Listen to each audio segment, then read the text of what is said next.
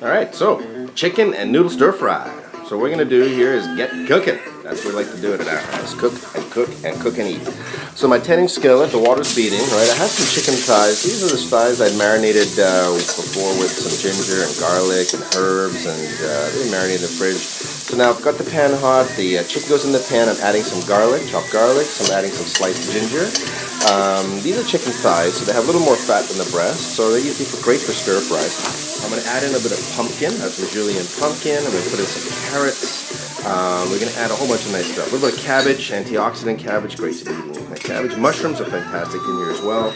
So we're going to get that all on the go. I'm going to put the lid on a medium-high heat. Once the steam comes off, then what I'm going to do is I'm going to add in my baby bok choy, right, and get that on the go. We're going to put in some red peppers. I have some baby corn, the ones in the pan. So put that all in, give it a nice stir fry, just kind of mix it all around. Use no oil in this, nice and healthier. And just give it a good stir, mix everything up. Then we're going to put the lid on and just wait for a bit of steam to come out of that vent. And always about happy cooking. More colors, the healthier it's going to be, right?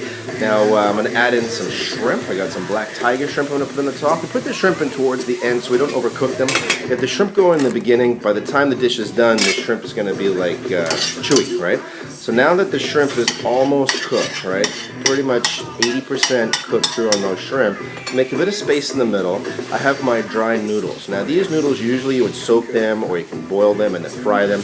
I just put them right into the pot. I have my teriyaki sauce, which we've made before. There's a great recipe I put out for the teriyaki sauce as well.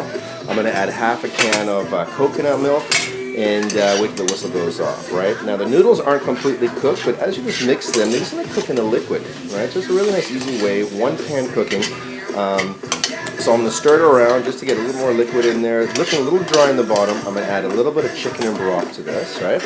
And just keep it cooking. So we've got enough liquid in there. Steam's coming out, the whistle goes off, it's good to go. And that's the way we like to do it.